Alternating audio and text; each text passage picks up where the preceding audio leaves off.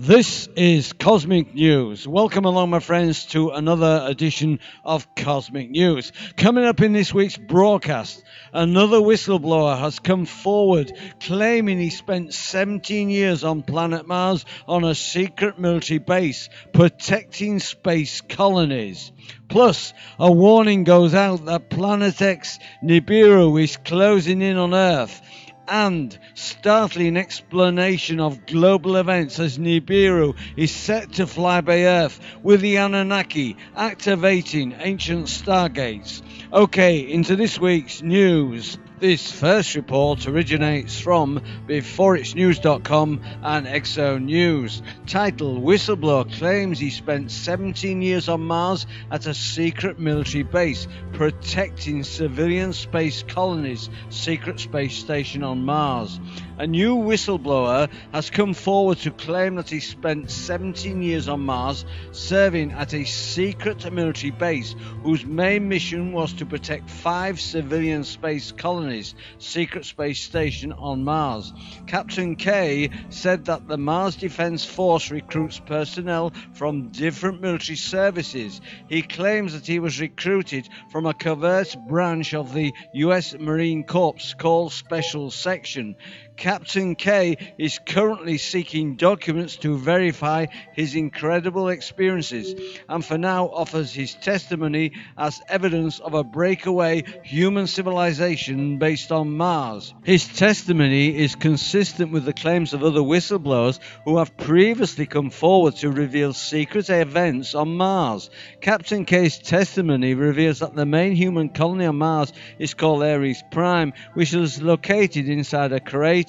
Ares Prime serves as the headquarters for the Mars Colony Corporation. According to Captain K, the air is breathable on the surface of Mars and the temperature could be warm at times. He claims that there are 2 indigenous species on Mars, both of which are highly intelligent. One of these was a reptilian species that were very aggressive in defending its territory. The other was an insectoid species that was equally capable of protecting its territory. He said that indigenous Martians are not particularly interested in expanding their territory, only maintaining it.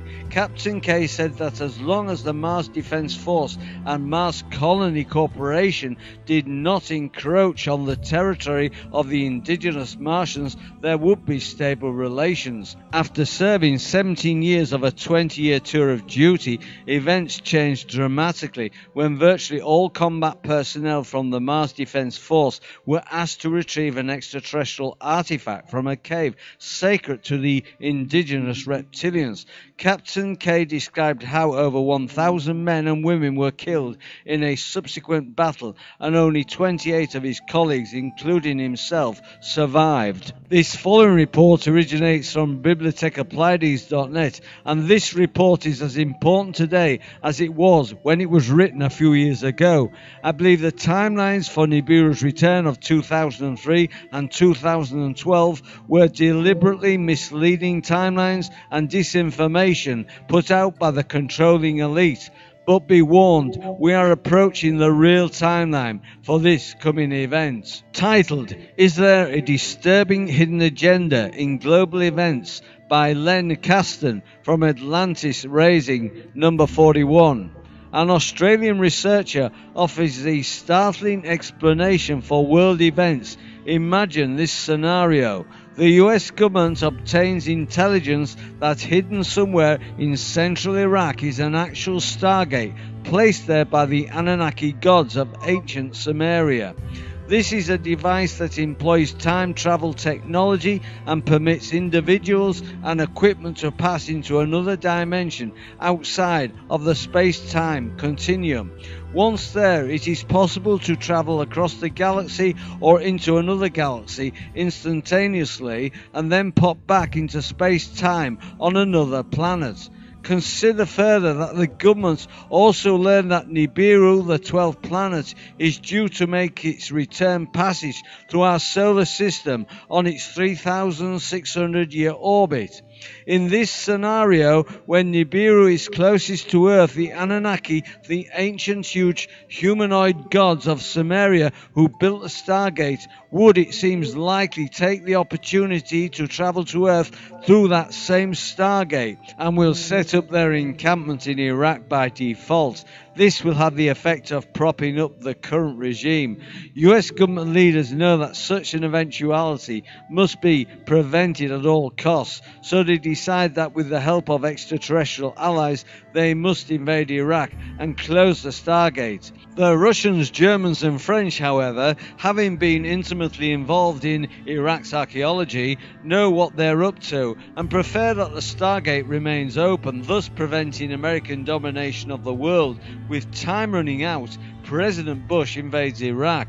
American scientists raid the museum and close the Stargate, thus frustrating the grandiose ambition of self-styled reincarnation of Nebuchadnezzar, Saddam Hussein, and making the world safe for the New World Order.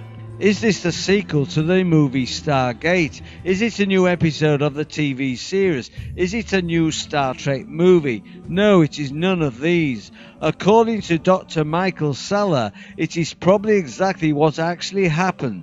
Such a fantastic theory would not be expected from someone whose entire career has been spent in academia, pursuing rather conventional political and diplomatic studies. Dr. Seller, an Australian national, obtained his MA in philosophy from the University of Melbourne and then his doctorate in government from the University of Queensland in 1993.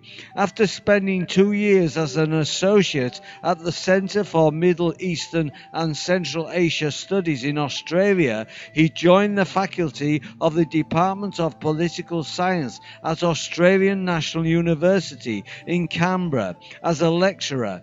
In 1996, he came to the US and gained an academic appointment at the School of International Service at American University in Washington, D.C., where he remained until 2001. He is currently researching methods of transformational peace as a researcher in residence in the Center for Global Peace at American University. The missing factor: Dr. Seller's Iraq Stargate theory is expounded in a paper written for publication. Several other research papers by him exhibiting what seems to be first-rate scholarship and elaborating on his intriguing views about world events can also be found here.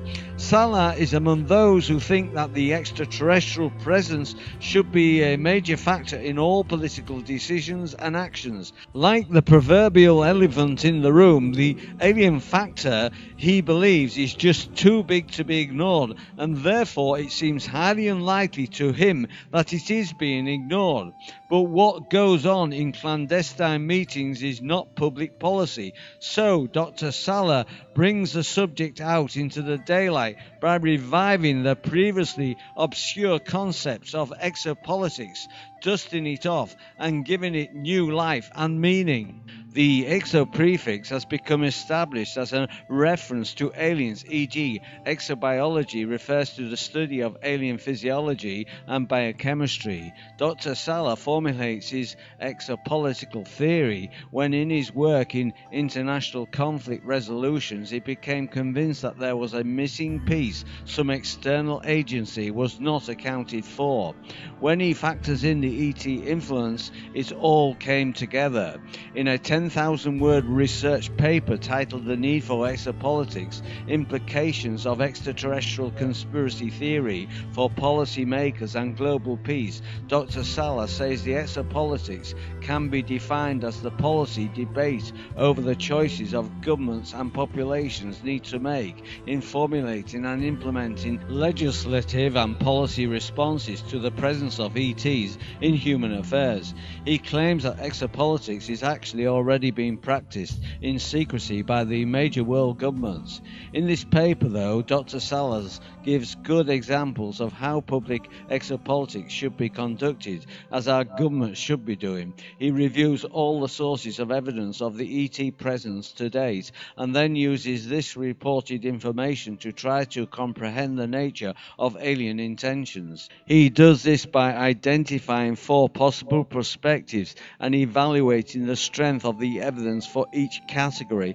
According to the intruder perspective, the aliens are here for their own purposes, and their abduction and hybrid program activities are intrusive and callous to humans concerned.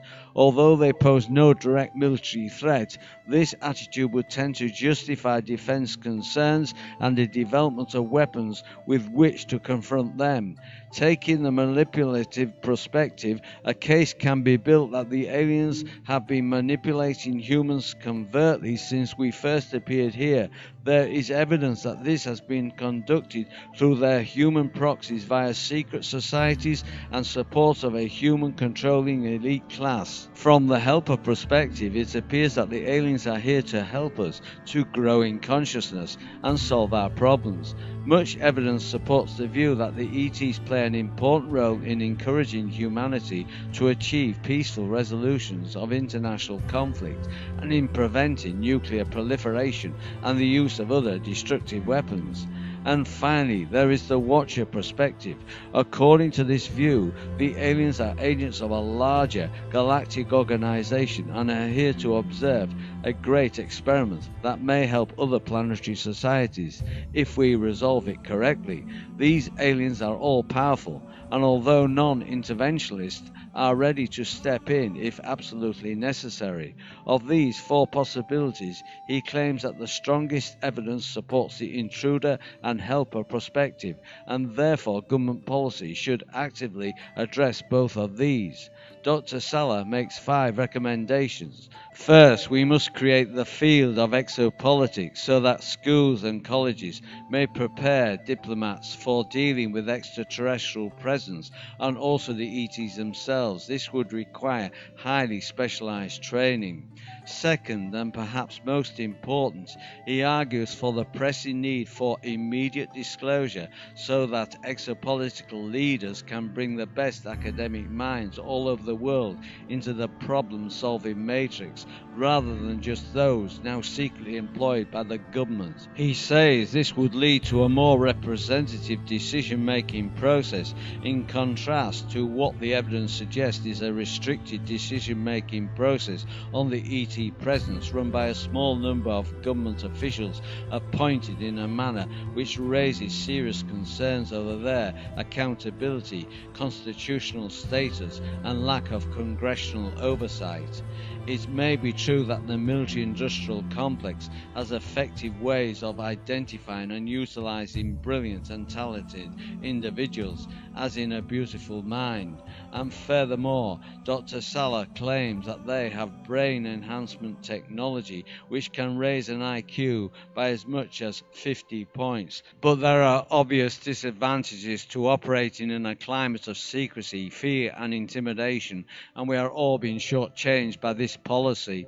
Dr. Salas's position is that only a free and open discussion can elicit the responses appropriate to the incredible complex problem and fabulous opportunities presented by the existence of several alien races on the planet, displaying powers and technology that are thousands of years ahead of us.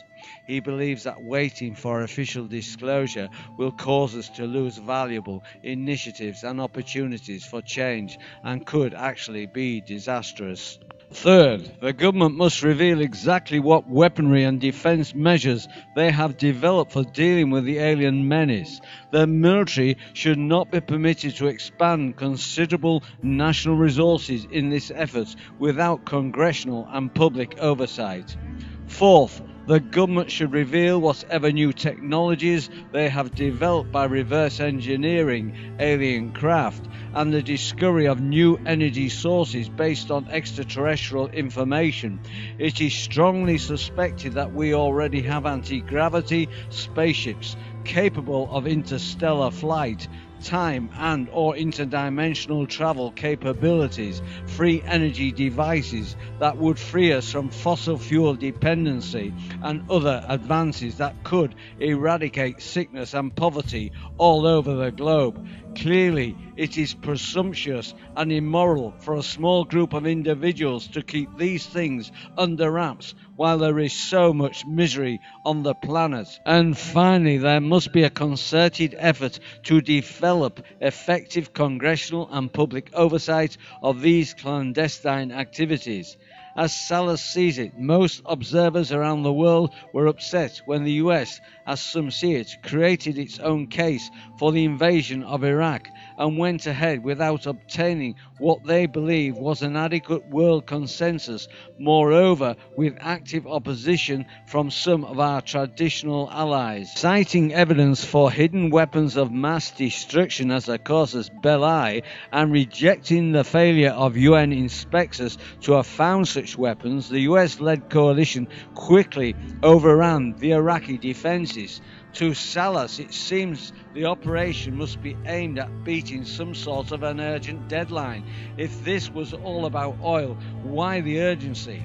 Dr. Salah is convinced that the pressing need to invade Iraq was based on clandestine exopolitical analysis and decision. He believes that the US, Russia, Germany and France have been aware that the Anunnaki left behind some very high-tech apparatus and possibly weaponry when they abandoned the Earth around 1700 BC, and that Saddam Hussein had been getting assistance from Russia, German and French archaeological teams for years in an attempt to unravel and perhaps reverse engineer this apparatus, which Salah claims is probably far in advance of any technology we may have obtained from the Greys from Zeta Reticula, who he believes to be our friends.